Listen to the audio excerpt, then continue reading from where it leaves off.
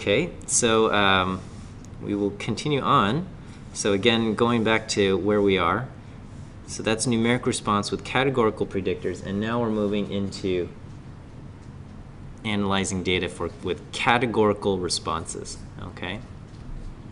And so now you kind of have to shift gears, and we're no longer looking at numbers or values in our, of course numbers come into play, but the underlying data, categorical response. Okay, and so this is, we're actually covering two chapters, chapters 9 and 10. I'm actually not sure why the book bothered splitting them up, because in my opinion they're highly related. Okay, so we're going to do statistical methods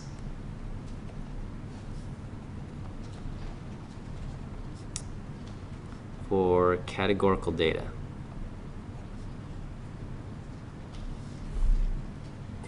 Okay, so first off, we will start off with a categorical data.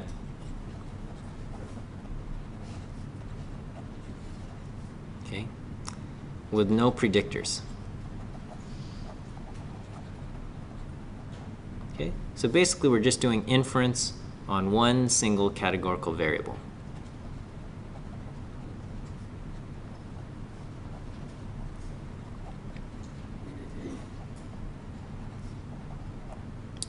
Categorical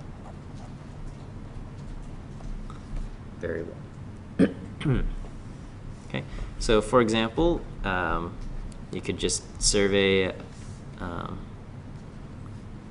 100 people, 100 random people, and maybe you ask, do you wear corrective lenses?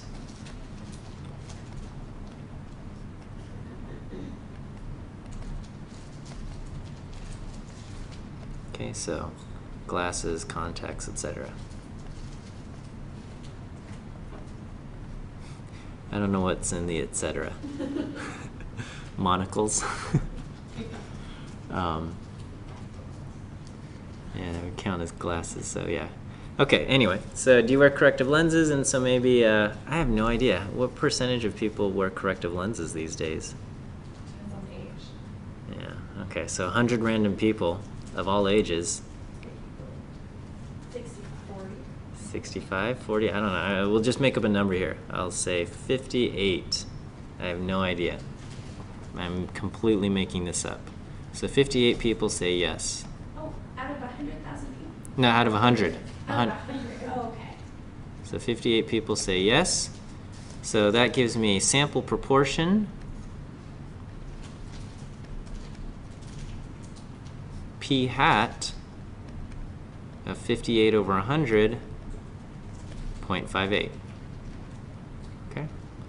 Simple enough, right? Okay, so what does this tell us about the general population? So what does our sample proportion, so this is the inference part, so descriptive statistics ends with p hat is 0.58, sample proportion 0.58. As for the inference, we want to say, okay, well, what does our sample proportion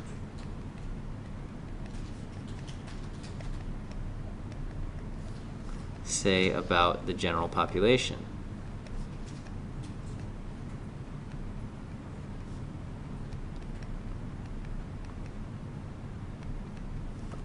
Okay. Is there anything we can say about the general population based on this? Well, so far, what we can really only say is that P, the general population proportion P, should be fairly close to 0.58. Okay. Now, fairly close is in quotes because that's just a very vague term. So it might be 0.58 plus or minus 20 percentage points, or 0.58 plus or minus 3 percentage points. I'm not quite sure. Okay. But this is kind of the general direction that we're headed in. Okay. So the first off is we're going to make a confidence interval for P. based on a sample. Make a confidence interval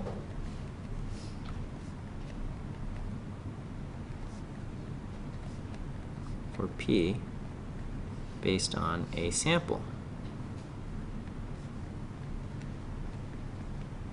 Okay? And so I would say most textbooks base their confidence intervals on p hat. Okay, most textbooks do. Our textbook does something a little bit unique, and it decides to use something called the Wilson adjusted sample proportion. There's nothing wrong with it, okay? And I can understand why they chose to do this, but I just want you to know that should you take another statistics class in the future, chances are they're going to use p hat rather than this p squiggle or p tilde, which is the Wilson adjusted sample proportion.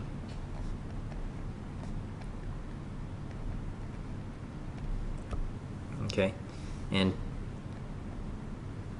p tilde, the Wilson adjusted sample proportion, is y plus 2 divided by n plus 4. Okay, so p hat is just y over n. And that makes sense, right? For sample proportion, you just say how many yeses do you have? 58 divided by how many people total did you ask? 100. 58 over 100, you get 0.58. So for p tilde, you would do 58 plus 2 divided by 100 plus 4. So you get 60 over 104, and I'm not sure what that is. 60 divided by 104 gives me 0.577. So something close, but a little bit different than 58%. 0.577. Is that okay? More accurate than that? I don't know what accurate means. I'll explain why they even bother with this Wilson adjusted sample proportion. I don't know if accurate's a weird word. And it's not. But it doesn't apply in this. It's just kind of like there's two opinions on the matter. Okay? So the reason why they do Wilson adjusted sample proportion is that it helps mediate extreme proportions. Okay? So for example, let me just p tilde, Wilson adjusted sample proportion, helps mediate extreme proportions. Okay, let's say you want to find some kind of rare condition. Okay, you say, what percentage of people, I don't know, what's a rare disease? Have what? Huntington's? Huntington's, okay. Huntington's disease, and I'm not exactly sure what is affected by Huntington's disease. It's a gene disease, okay. But let's say it's pretty rare, okay? Let's say you survey 100 people, and in those 100 people, 0 people have Huntington's disease. Is that possible to happen in a survey? Sure, something like this, okay? Now, when you use this, your p hat turns out to be 0, okay? And I haven't shown you the standard errors, but when you get p hat equal to 0, your standard error is also going to be 0, okay? And basically it's going to say, well, you found 0 people, so it just doesn't exist. Okay, and we know that's not true. And so what the Wilson's adjusted proportion does is it pretends like you see some people, okay? So p tilde is going to be 0 plus 2 divided by 100 plus 4, and then so you get something very close to 2%, 2 over 104, and you get 0.019. Okay, so it's kind of like this number fudging, okay? It's like a justified number fudging in here, okay? Or, what if we flip this around? What percentage of people don't have Huntington's disease? Okay, then you would have n equal to 100 and y equal to 100, and you'd get a p hat equal to 1. So, you know, if you have n equal to 100 and y equal to 100, you know, p hat would equal to 1, and in that case, your standard error is also 0, okay? But your Wilson adjusted sample proportion would be 100, and we do plus 2, but on the bottom, we do 100 plus 4, okay? So we pretend that you see 4 additional people, where 2 of them say yes and 2 say no. So in that case, you get something not quite 100%, 0.981.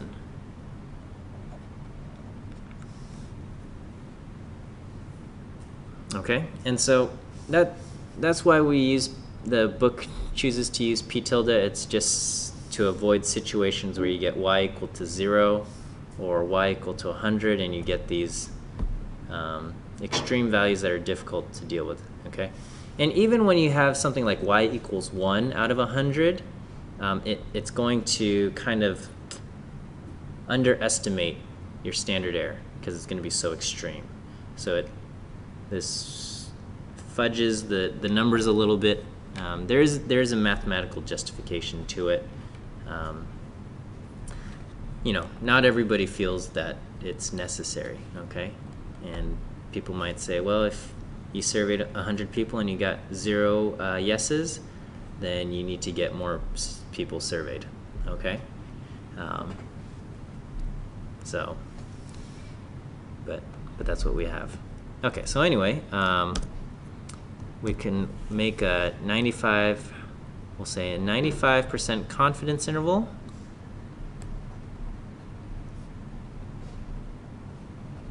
For population proportion P.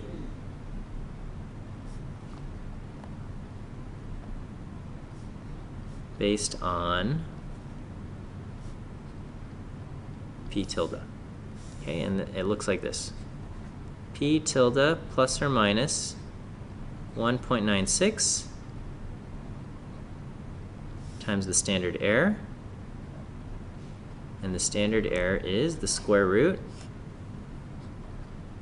of P tilde or P squiggle divided by n plus 4. So P squiggle times 1 minus P squiggle over n plus 4.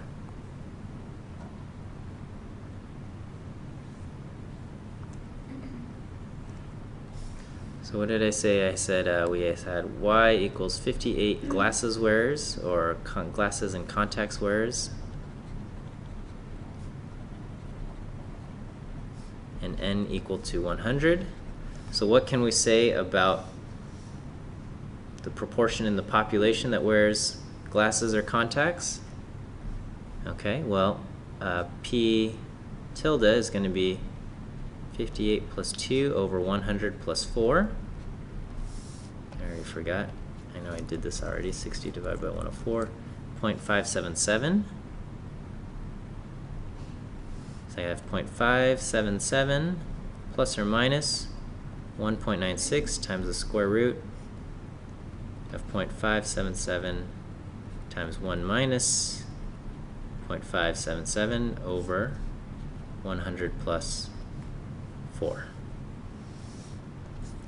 So I'm just going to use the answer key times 1 minus the answer key divided by 104.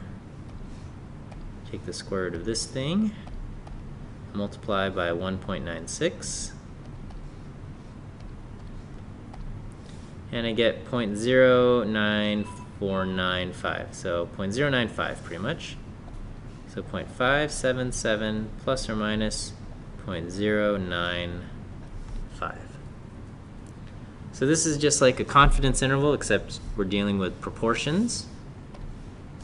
So 0.577 plus 0.095 gives me on the upper end 0.672, and on the lower end 0.482.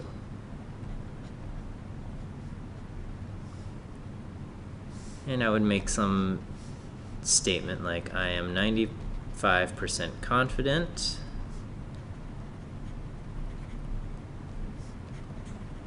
that the proportion of all people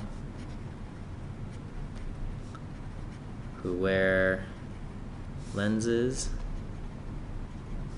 is between 0.482 and 0.672.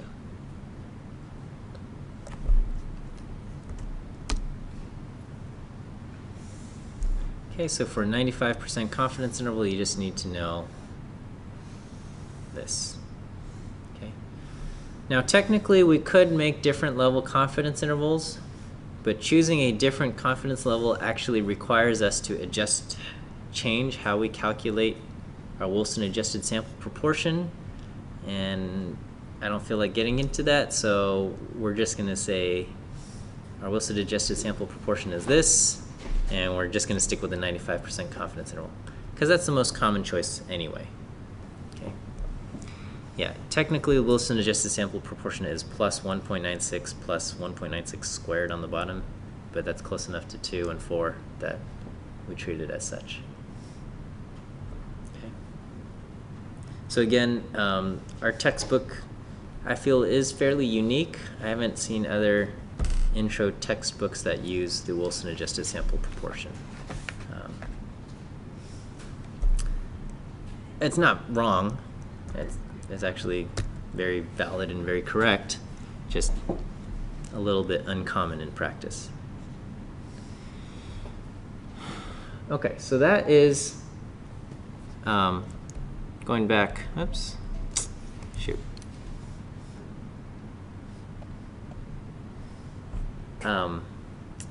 So this works for any kind of dichotomous response in terms of the categories, or just, you know, you're interested in one of the categories. You know, do you wear glasses or not? Are you in this category or not? So if you just care about one of the categories, this is pretty good. Okay, so confidence intervals for P works when you're just interested in just one of the categories.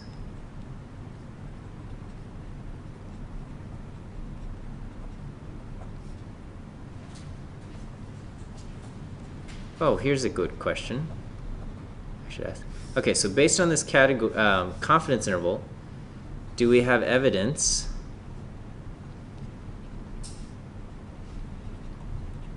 that a majority of people wear glasses or wear lenses of some kind?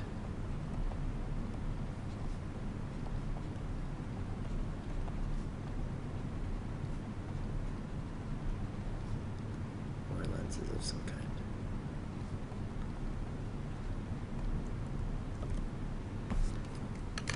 What do you think the response should be there?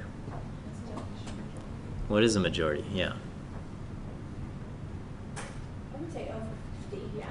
Over 50%, right? 50%, so I would just say majority is 50% or higher, okay? So do we have evidence that a majority of people wear lenses of some kind? So my confidence interval goes from 0.482 to 0.672. So we would say, based on this confidence interval, we have to say no, okay? Because 0.50 and values smaller than 0.50 are possible values for the proportion, okay? If our entire interval was above 50%, then we can say yes, we have evidence that there's a majority. But part of our interval dips below 50%, so we do not have evidence that a majority of people wear lenses of some kind. Okay, so the answer is no. Part of our interval dips below 0.50, so we do not have evidence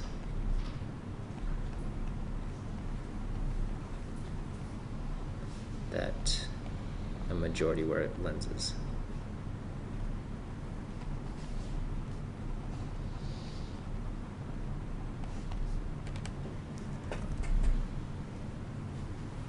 Okay, is that okay? And any other value can be asked, right?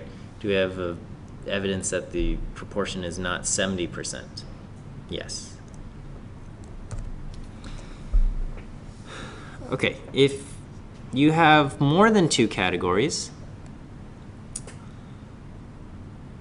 you would want to use the goodness of fit test. And you can use the goodness of fit test even when you have only 2 categories. So actually, I'll just say, if you have multiple, okay, what is this? So you have categorical data,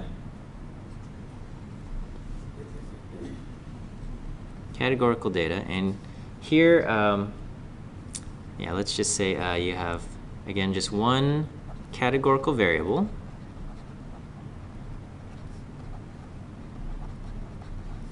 with 2 or more categories.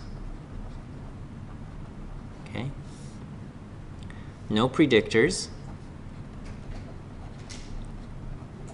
Okay. But we do have proportions in mind. We do have proportions for each category in mind.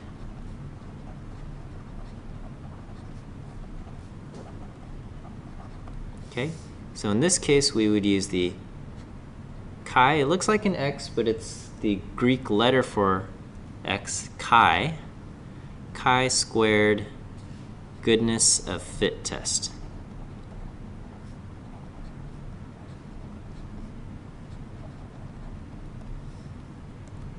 Okay, and you can think of this as how well do the proportions we have in mind fit the data?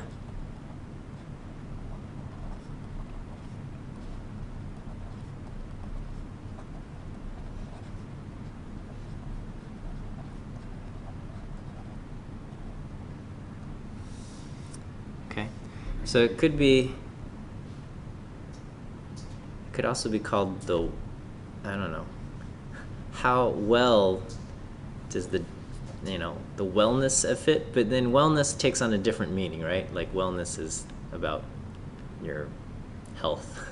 So I don't know, but goodness also has a different meaning of like, I don't know how to define goodness, someone's goodness, but but we're basically asking how well do the proportions we have in mind fit the data. Okay, so for example, let's say you want to test, does a die, so singular of dice, does a die roll fair? Okay, so you have a 6-sided die.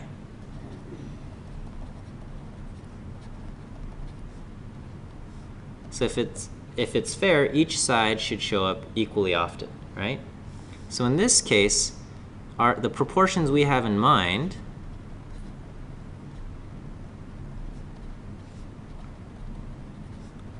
are probability of getting a 1 is equal to 1/6, probability of getting a 2 equal to 1/6, probability of getting a 3 equal to 1/6, so on and so forth, so that all 6 sides have a probability of 1/6.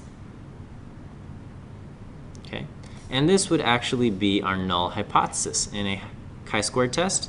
Our null hypothesis would be the listed proportions are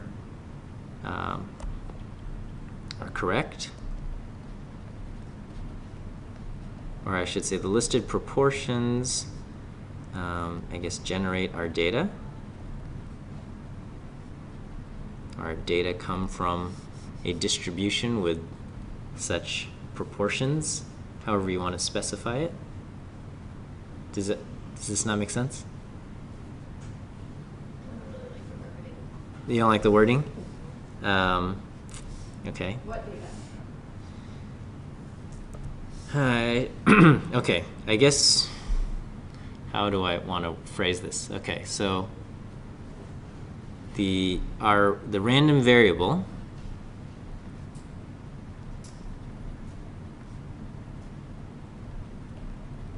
generates values according to these proportions. And then you would list off probability 1 equal to 1/6, etc., etc., etc., for all the categories that you have. Okay? I just don't feel like writing 1/6 6 times, although I just did between these two different lines. Okay, and then the alternative is just at least one of the listed proportions is incorrect.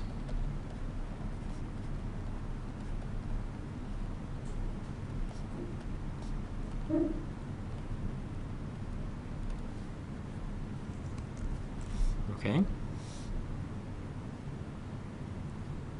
And it doesn't specify which one is wrong. It just says at least one of them is wrong. Okay?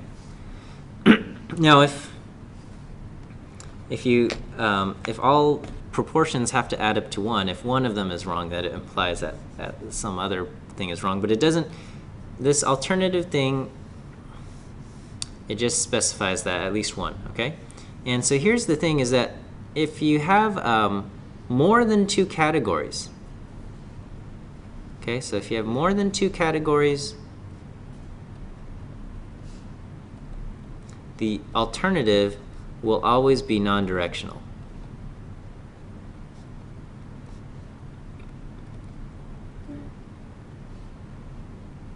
Okay, if you have only 2 categories, you can have a directional alternative. So for example, if you wanted to say, let's say your null hypothesis is, I think 50% of people wear glasses or contacts. Your alternative could be, I think less than 50% of people wear glasses or contacts. Because in that case, you only have 2 categories, which is you wear glasses or contacts or you don't. Okay? And if you say less than 50% wear glasses and contacts, that implies more than 50% don't wear glasses and contacts. Okay? But over here, if you say, well, I think something's wrong with our die, and I'm getting too few ones, you're not also, you need to specify kind of where the other proportion goes so that everything adds up to 1. Okay? Now you could dichotomize your responses and just say, well, I'm thinking I'm getting too few ones, and then you just say 1 versus every other number. You could do it that way. But if you've got multiple categories listed, it's going to be non-directional. Okay, so let's say we roll a die to test if it's fair. How many times do you want to roll the die? We're going to just make up numbers anyway, so it doesn't matter. 5. No, you got to do more than 5. Oh. Okay, so we'll roll it 100 times. Okay? So how many times? Here, actually, let me go to a new slide, just so we can deal with this. Is that okay? So we roll the die 100 times to test if it is fair. Okay, so n is equal to 100. All right, so let's build up our data table. So we'll say the side, and we'll say the frequency. Okay. How many times do we see the number 1 after rolling it 100 times? What do you say? 6. I mean, it's not obviously. It's not going to be exactly that. This is actual die rolls. Here, I can. We'll do this. Okay, so I'm going to do X is multinom. Oh, I need R multinom. Oh, what happened?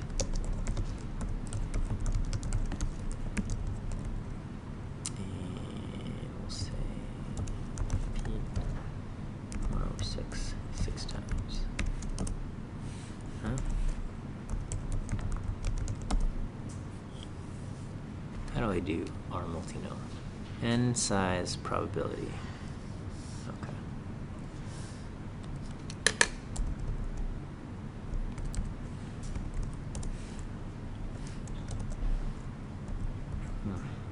So let's table X. Oops. Row sums X. Okay, so this is what I'm getting. So it says the number 1 showed up 23 times. And the number 2 showed up 12 times. The number 3 showed up 22 times. The number 4 showed up 13 times. Number 5 showed up 17 times. And the number 6 showed up 13 times. Okay? Does it seem like our die is rolling fair? Or are we getting some numbers too often or other numbers too few? Just looking at this, it's kind of hard to tell, right? Maybe, maybe not, we don't know, okay? So this is what we observed. Okay, so this is our observed data table.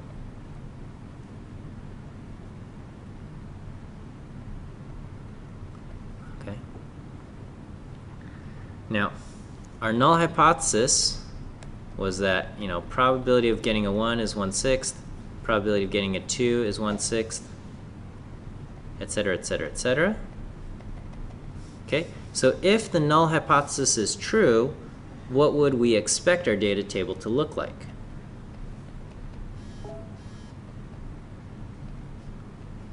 We expect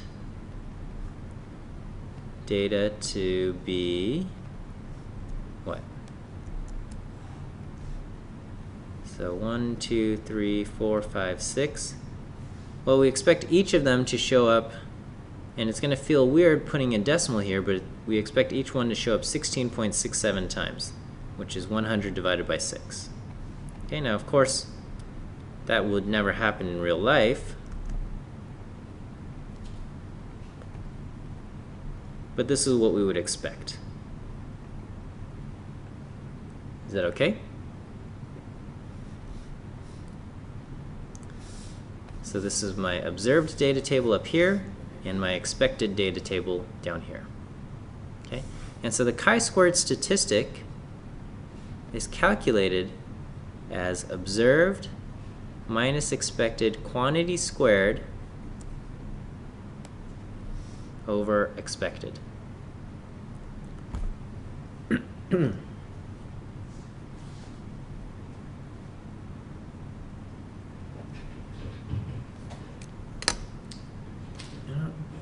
I wonder if sorry.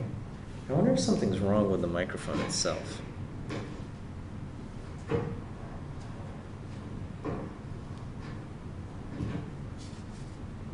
don't know. Maybe I'll, okay. La la la. All right. Okay, so we do it like this, and I forget what I'm doing. Observed minus expected squared over expected.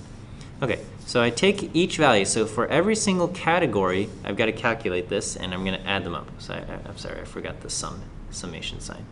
Okay, for all categories. Okay, so I do 23. That's what I observed. I subtract off my expected, 16.67, and I'm going to square that and divide by 16.67. I'm going to do the same thing for all of the other categories. 12 minus 16.67 quantity squared over 16.67, plus the next one, 22 minus 16.67 squared over 16.67. And you can see this gets pretty tedious when you have 6 categories. But this is just how it works.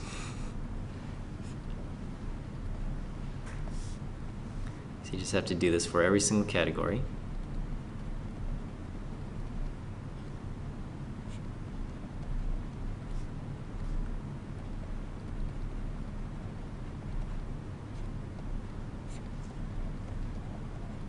Okay, and you're going to get a chi-squared statistic. So I don't know if there's a quick way to do this. 23 minus 16. You could.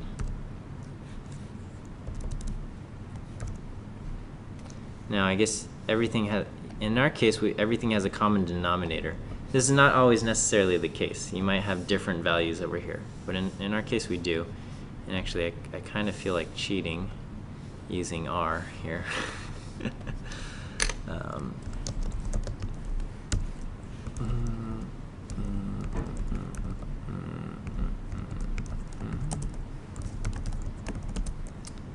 let's see, how do I do chi-square test? Chi-square dot test, is that? Yeah, chi-square x and p vector properties. Okay,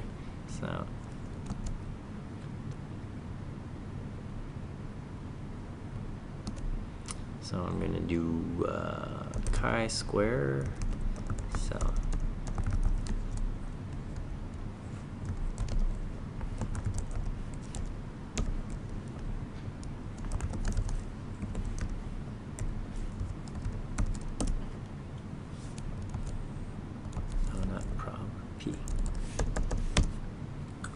Alright, so I'm getting a chi-squared statistic of 7.04. So I think if you add all of this up, Susan, did you try doing it? I'm doing it. I'm almost done. Okay, tell me if you get 7.04. I hope you do. My typing skills aren't that great. I might have typed something wrong, but You got something different? I'm the last one to do it. Okay.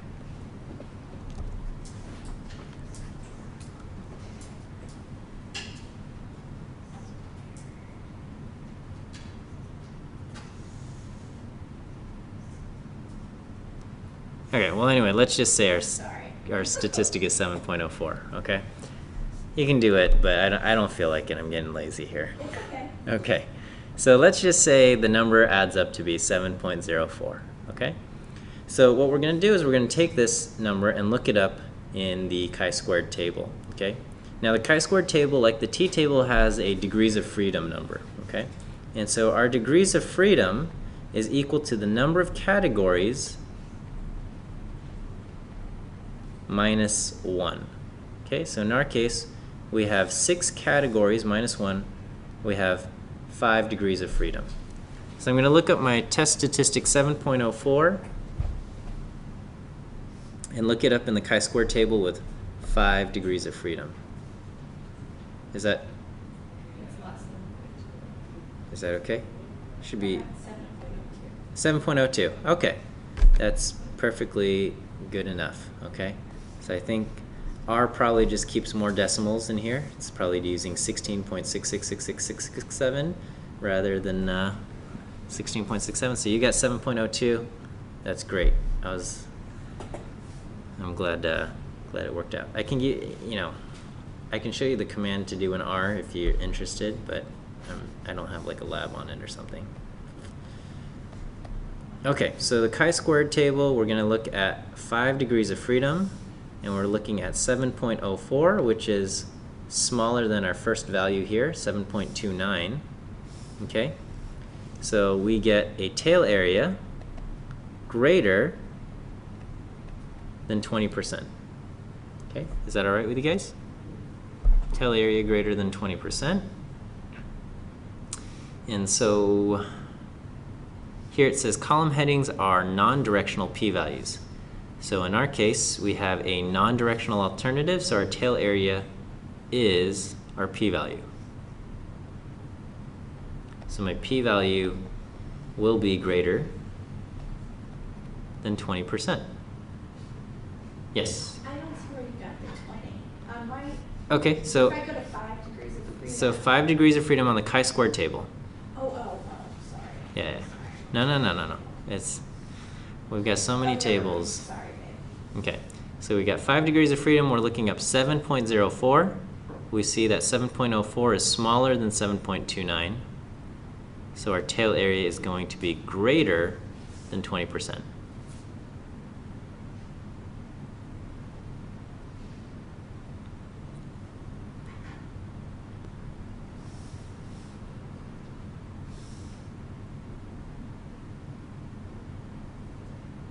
Is that okay? Okay, so my p-value ends up being greater than 20%, and so do I conclude. Our conclusion is not to reject the null hypothesis.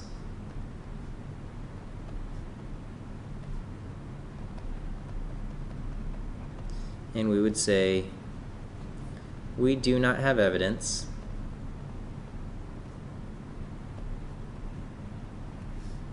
that the data I'm sorry, we do not have evidence that the proportions specified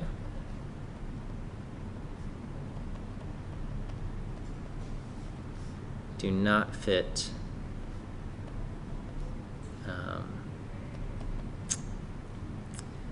I guess the underlying distribution.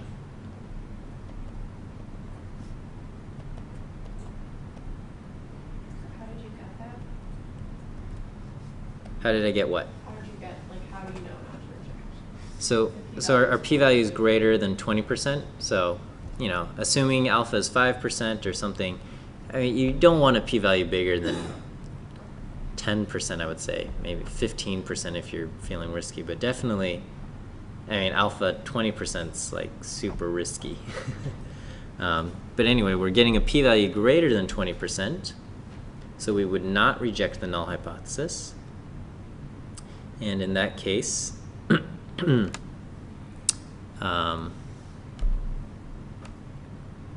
don't have evidence that that proportion 1/6, 1/6, 1/6 is wrong. Okay, so essentially we have no evidence that the die is rolling unfairly. So if you got a p-value of like 0.02, then you would have, like, what's the cutoff? Yeah, whatever you specify your significance level to be. Okay, So if you say alpha is 5%, then you would look up your test statistic. So your test statistic. So there would be a. Yeah, so if you said alpha is 5%, then your test statistic needs to be bigger than 11.07, and then you would reject the null, because that means your p-value is smaller than 5%. Okay. And that's that. Okay. So that is the chi-squared goodness of fit test. You don't necessarily have to have all equal proportions here, okay? And so let me do one where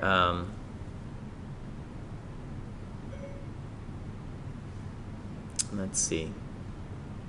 We're going to run out of time here. But you could have the null hypothesis be that, you know, proportion of category 1, whatever it is equal to 20%, and the proportion of category 2 is equal to 80%. Okay? And then your alternative could be, so in this case you can have a directional alternative, because maybe you say category 1 has got to be more than 20%. Okay? And in that case, that necessarily implies that category 2 is less than 80%. Okay? And so these hypotheses can also just be written if you only have two categories where it's either one or the other. These can also be rewritten this way. Proportion of category 1 is equal to 0.2, and the alternative is that the proportion of category 1 is greater than 0.2. Okay? Because this, if you only have two categories, the other category, which is not specified here, is necessitated or will be required to be 0.8 and less than 0.8. Okay? So when you have only two categories, you can have a directional alternative. Okay? And in this case, everything is done exactly the same. How many degrees of freedom would we have in this test? Number of categories minus 1. So I would have 1 degree of freedom, right? Okay. So maybe my data is I looked at n equal to 300, and you know, category 1 I get 50, and category 2, I get 250. Okay. So let's say this was the case. Will I have evidence to support the alternative here?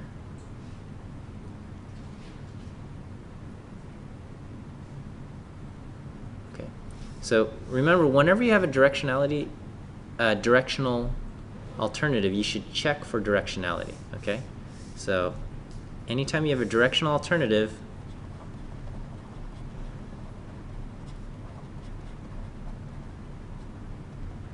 so check directionality.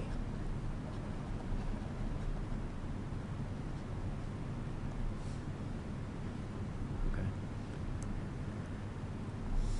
So in this case,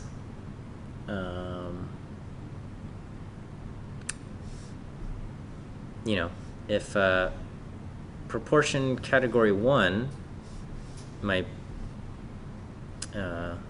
if the null hypothesis were true, my expected would be what? With n equal to 300, in category 1 being 20% and category 2 being 80%, I would expect 60 and 240, right?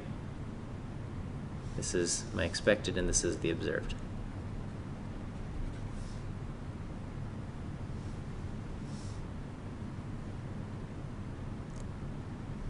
Is this okay? Am I going too quickly here?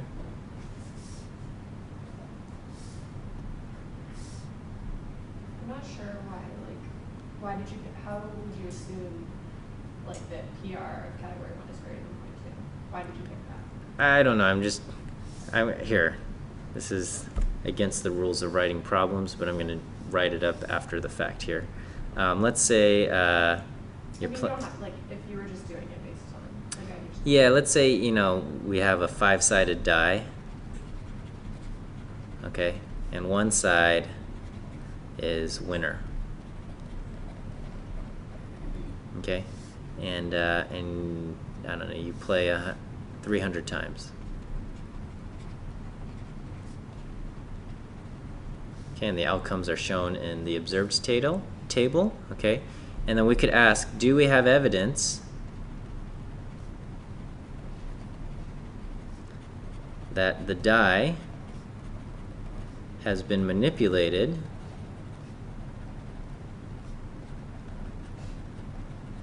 so we are winning more often?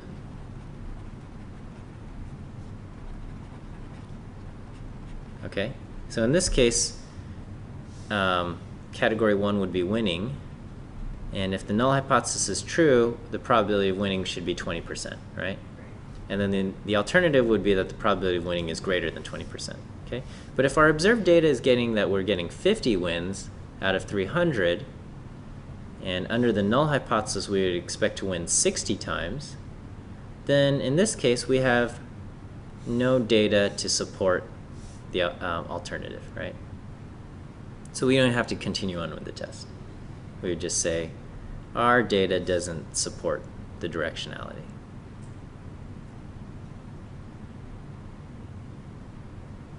Okay, so so this would be no.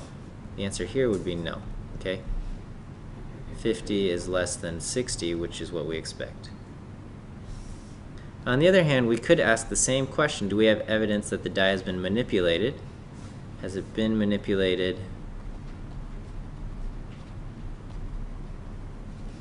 so we win less often? So maybe you are thinking the casino is cheating you out.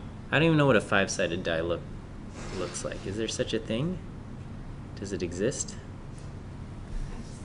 Dungeons and Dragons ones. I know, the 20-sided ones. Is there such a thing as a 5-sided die? Oh, look at that. How that certainly cannot roll fairly. Does it? That doesn't seem right. 3 triangles, but then you got a flat. Yeah, I don't know. Okay, 3 flat sides and 1 triangle. That doesn't seem right. Okay. So has the die been manipulated so we win less often? Well, in this case, we would go on with the test, right?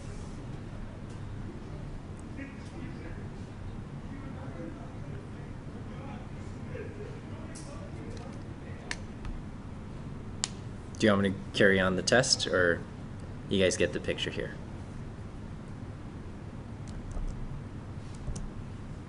Okay, so that's the chi-squared goodness of fit test. You have just one categorical variable, no types of predictors or anything, but you do have proportions in mind. And you want to say, well, does this proportion fit, does this proportion fit, etc., etc. Okay, the last one is the chi-squared test for independence.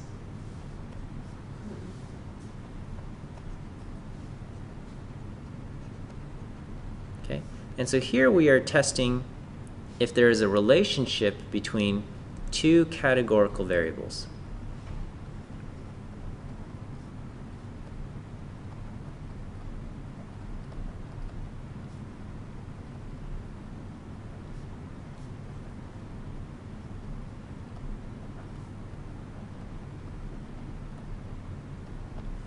Okay. Is there a relationship between two categorical variables? And it's rather simple in terms of carrying out the test. Okay, but you just have to keep in mind now we have two categorical variables. So you have a categorical response and a categorical predictor, or just you can just say I've got two categorical variables. I want to know, is there a relationship? Okay, so we could say, you know, I don't know, what's a stereotype about? Blonde hair and blue eyes. Yeah, but I have no idea what those numbers are. Okay, stereotype about, okay, so we will have, let's say we have blonde hair, and we'll just keep it simple. Blonde hair versus not blonde. And we have blue eyes versus not blue eyes.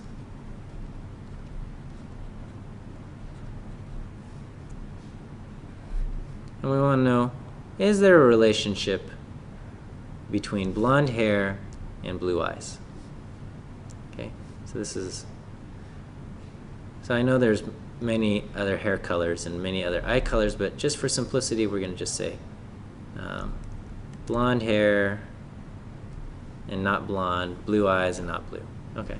What proportion, let's go for US Americans. I guess if you're US people.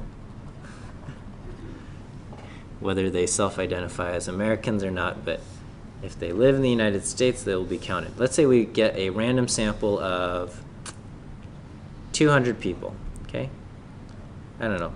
If you had to guess, how many would you say have blue eyes out of 200? 200 random people.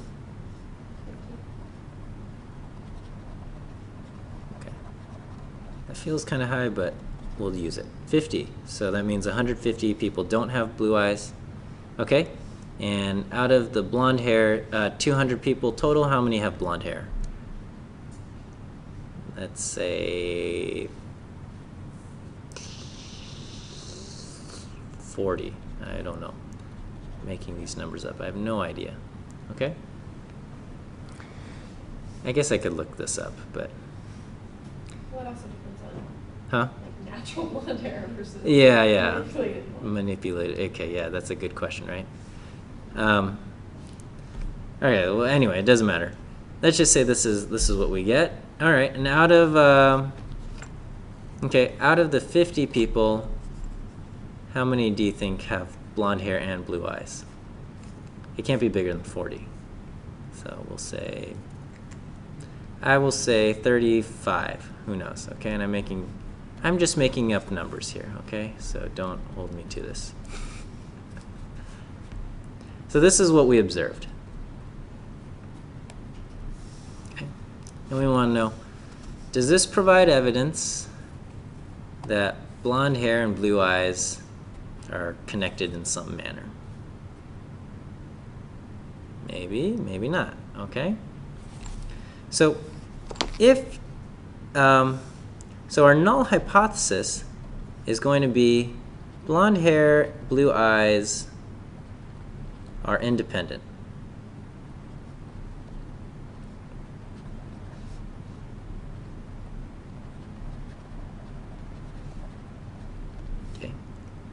How can I express blonde hair and blue eyes being independent using symbols? All right, do you remember from probability, and I'm just going to erase this later, but if A and B are independent, what is the probability of A given B?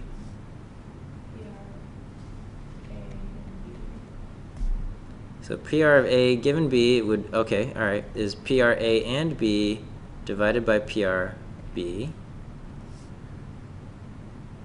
But if they are independent, what's the probability of A and B? PR of A plus PR of B minus. PR of A times the PR of B? Do we remember this? Maybe? Okay. If they're independent, probability of A and B is a product of each other, right? So that's why we say, like, if 2 coin flips, the probability of getting 2 heads in a row is 0.5 times 0.5. We just multiply those two together, okay? Whereas, you know, if the probability that someone has blonde hair is, you know, let's say 25%, or 20%, and the probability that someone has blue eyes is 20%, we wouldn't just multiply those two together, okay? So anyway, these cancel out, and what we end up with is that the probability of A given B is equal to the probability of A, okay?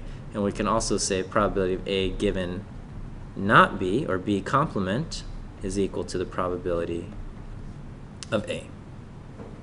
And that also forces that these two to be equal to each other. Does this kind of seem familiar? Yes, familiar, but we've all forgotten it. No, I just Why would can't your remember complement the be exact 1 minus PR? formula. I'm sorry, not the probability of A given the complement of B. So if they're independent, right? So the probability of getting heads on your next coin flip is the same if the first coin flip was tails or the first coin flip was heads. So it doesn't matter over there. The next coin flip is independent of that. Okay? So that's what we're saying. So we can express this symbolically by saying probability of blonde hair given blue eyes is equal to the probability of blonde hair given no blue eyes. Okay? If this holds true, then blonde hair and blue eyes are independent.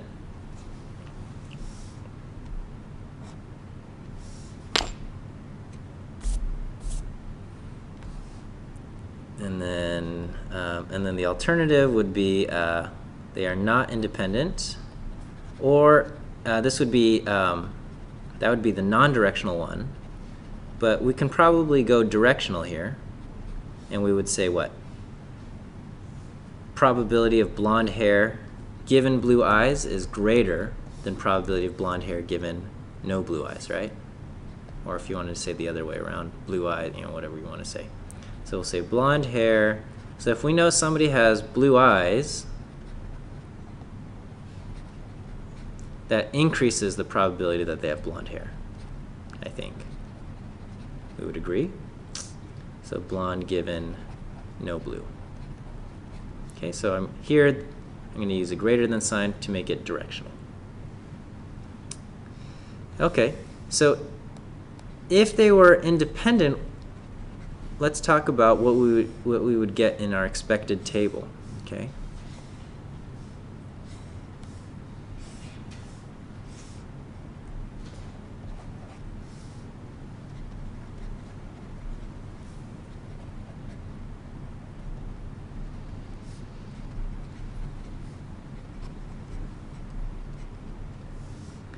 Okay, so I'm going to just copy over the margins of the table.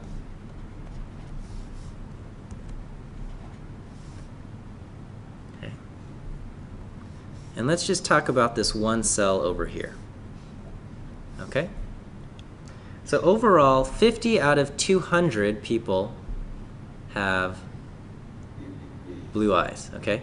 So what the guiding principle here is I'm going to use, because for independent variables, I'm going to say the probability of A and B is equal to the probability of A times the probability of B. If they are independent, this thing holds true. This is kind of familiar, right? Okay, so from our data table, what proportion of people have blonde hair? I'm sorry, did I say 50 I meant to say 40 out of 200, right? So the proportion, or the probability that someone has blonde hair would be 40 out of 200. What's the probability that someone has blue eyes? 50 out of 200, right? Okay, so this would be the probability of ending up in this cell. So I would get something like 40 times 50 divided by 200 squared. Okay, and I get 0.05. Okay, so I have 0.05 here. This is the probability of ending up in this cell. Should be probability of A and B equals 0.05. So if I have 200 people total, how many people should end up here? 5% of 200, right? So I would do 200 times 0.05, and I would get 10, right? So the expected count is equal to 200 times 0.05, and I get 10. Is that okay? All right. So then if I have 10 here and my total row adds up to 50, what do I have to have over here? 40, and what do I have to have down here? 30, and I would need to have 120 there. Okay? That's easy, right? So this actually demonstrates that in this table, in this problem, we have 1 degree of freedom. Once I determined one number, all of the other numbers were locked down. They had no freedom. Okay? So look, I mean, we've got 4 cells to worry about, but only 1 degree of freedom. Okay? All right, and so this is a good way to calculate your expected number. Another way to get the expected count, which is the shortcut, which is essentially what we're doing here. It's just that the 200s cancel out, and I don't know where to write this. I'll put it on the next slide. Okay. So let me copy this onto our next slide.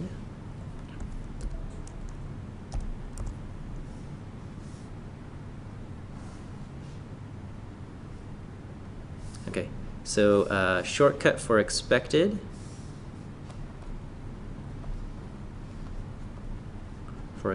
count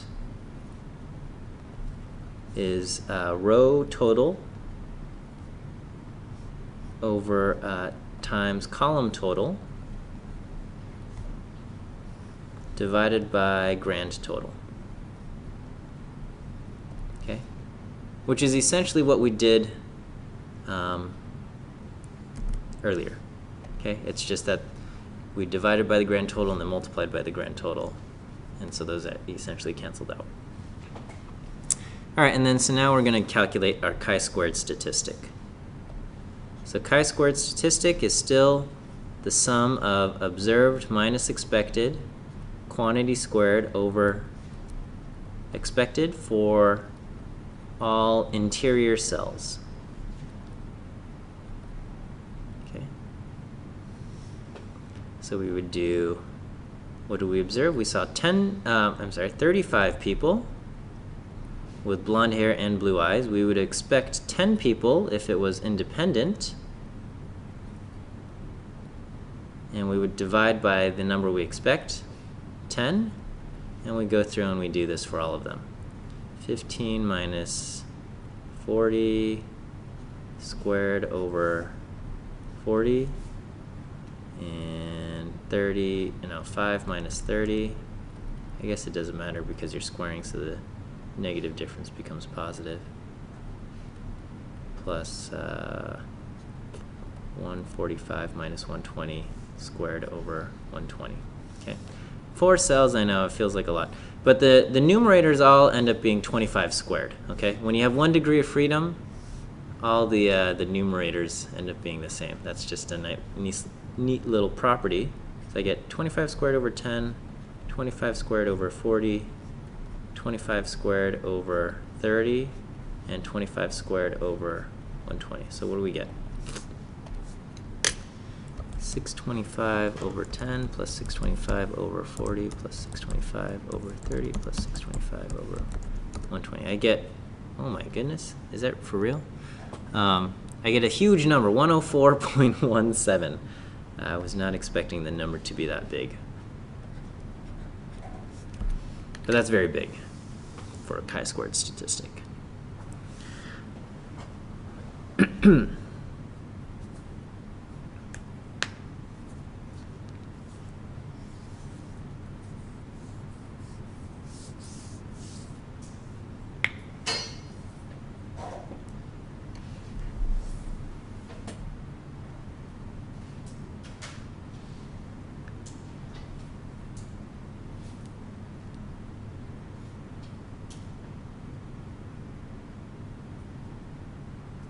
Did I mess up? I must have messed, I feel like I messed something up. Huh? You got the same thing? I mean, 25 squared is... Yeah, no, 625, 25 squared is 625 divided by 10. Yeah, that's going to give you 62. So that's a very big number. Okay. Okay, so anyway, this is our chi-squared statistic. We have 1 degree of freedom. So the degrees of freedom, so this is the, I guess, important distinction between the goodness of fit test and the test for independence. Degrees of freedom is number of columns minus 1 times the number of rows minus 1. Not counting, don't count your total column and total row. Okay, so you got 2 rows and 2 columns. So 2 minus 1 times 2 minus 1 is 1. So we have 1 degree of freedom, and we go to our chi-squared table with 1 degree of freedom. Okay, at 1 degree of freedom, it goes out to 15, and it says your p-value is going to be 0.0001. Okay, and we're going out to 104. So it's going to be like 0. Okay, and we have a directional alternative too, right? So it's going to be even. So so I would take this and I divide by 2. And it's going to be much, much less than this over 2. Okay, so my p-value, whatever it is going to be much, much less than 0.00005. I think that's, yeah, 3 zeros and a 1 divided by 2 is going to be 4 zeros and a 5. And it's much less. Okay, so then we can reject the null hypothesis. And if indeed this is what my data looked like, 35 in this cell, then I definitely have evidence to believe that blonde hair and blue eyes are connected. Okay?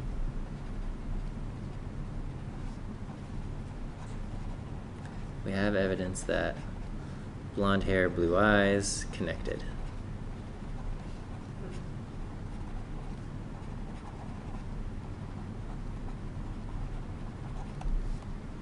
Or associated, related, dependent. How are you drawing that conclusion just from 35? So I'm expecting to get only 10 here, Oh, yeah. and I'm getting 35. Okay.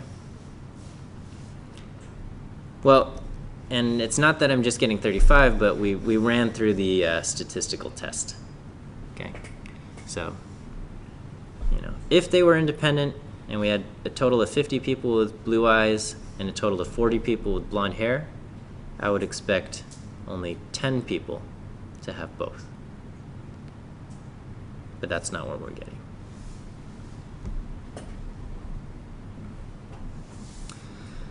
Okay, that's the chi-squared test for independence. Can we keep all of these straight in our head? All right, so let me just point out what we covered today. Okay, so last week we did t-tests, independent data, paired data. Today we did Wilcoxon-Mann-Whitney, which is pretty much used in the same situations as a t-test for independent data, except you're not putting on the normality assumption. And then we did categorical data, and that's going to be the chi-square goodness of fit test and the confidence interval for P when you're looking at only one variable at a time. And if you're looking at two variables, two categorical variables, we have the chi-square test for independence. Okay, we're not going to cover having a categorical response in a numeric predictor. Okay, that falls under logistic regression, not covered in this class, but it exists if you want to go. Okay, and then next week we'll do more of this numeric response, categorical predictors, but it'll be ANOVA. Okay, this week you have a lab assignment, but it's a change up from what you have to do. No R, okay? I have a research article, medical research article, that tests the efficacy of St. John's wort as a possible treatment for ADHD. And they just do simple t-tests and confidence intervals, which fits nicely, okay? A lot of the other medical articles you read today, they try to do more fancy stuff, but this one was nice and simple. And you know, it's already getting a little old. It's like from 2009, which I can't believe is like 6 years ago now. So if any of you come across nice medical articles or things that, as you read, that use methods that we've learned in the class, I'd be happy to take a look and maybe use them for future classes or things like that. But it's a decent article. So, all right. Is the class before the final